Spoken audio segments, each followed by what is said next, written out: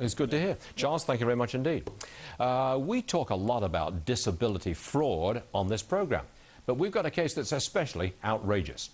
A former cop, he claimed he was totally and permanently disabled by the trauma of seeing dead bodies at work. So he retired, picked up a healthy disability pension. Now, right after he retired, he started a new business. What's that new business all about? It specializes in cleaning up crime scenes. Can you believe this? Let's bring in Mark Lagerkvist. He's the reporter who broke this story. Okay, I've got to get this right here.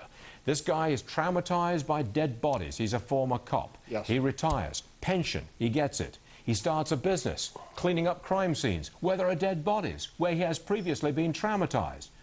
This is real? You can't make this stuff up. You just cannot make this stuff up. How did he get away with something like that? Well, there's nobody watching. You have an $80 billion pension system in New Jersey, and you don't have a single investigator who looks at pension fraud in New Jersey. It's ridiculous. But this is limited to police officers, or is this across the board, government workers on disability and their pensions? Well, it happens more with police. The $80 billion is the entire system. If you look just at police and fire in New Jersey, there's, I believe, 5,400 police and fire out on disability collecting $200 million a year in disability pension. Now, that's an astounding proportion. That speaks volumes about likely fraud. So why isn't it being investigated? I mean, the pension system's in bad shape financially. Why doesn't somebody get out there and figure it out? Well, they're trying to get a law through the legislature that would, that would set up a fraud unit, but it keeps on getting blocked. Well, are the police that politically potent that they can block this kind of thing? Apparently so. That's extraordinary, Mark. I want the other example. You brought this to us earlier this week. A cop goes on disability. He gets, I think, $70,000 a year. I don't know what the disability was. What was it, a physical disability? His leg or something? He had a leg injury. A leg injury.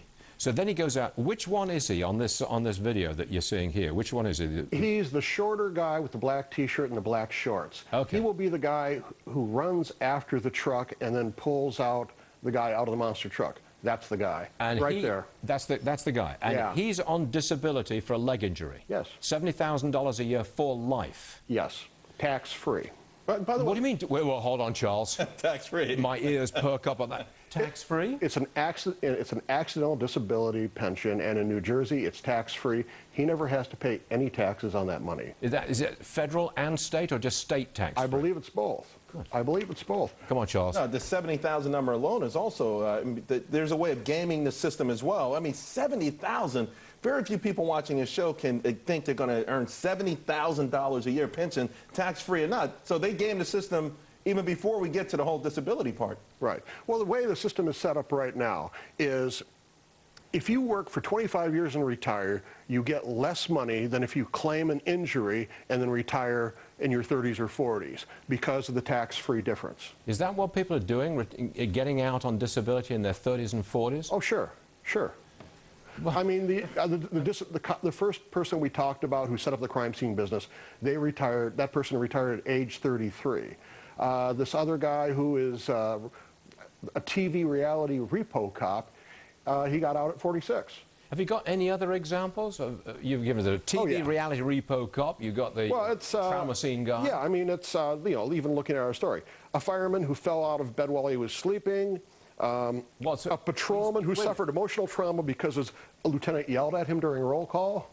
He gets out on disability? Yes, yes. Emotional, yes. Is traumatized by this? Yes, exactly. And he gets a pension tax-free for life? Well, some are tax-free and some aren't. You'd have to look at the individual type of pension, but he's getting money. What was the one about the firefighter who rolls out of bed and he's disabled? Yes. And he's got a disability pension? Yeah. A cop who sits in his chair, misses his chair, falls on the floor, he's on disability. Now, the impression I'm getting, and Charles, I think, is getting the same thing here, that this is corrupt and it's widespread. Is that true? It would appear so, wouldn't it? Is this just New Jersey? New Jersey is the thing I focus on the most. I think I'm sure it happens other places, but in New Jersey, it seems they have it down to a science. Incredible. Mark Lagerkvist, thank you very much indeed for joining us. And the website is New Jersey Watchdog. NewJerseyWatchdog.com. NewJerseyWatchdog.org. Okay, I want to get that. NewJerseyWatchdog.org. I live in New Jersey. I'm paying for this. I want to hear about it. Mark, thank you very much indeed, sir. My pleasure. Okay. If you really want to travel right, you have to fly on a private jet, so I am told. And now it's getting even easier, but is it cheaper? That story after this.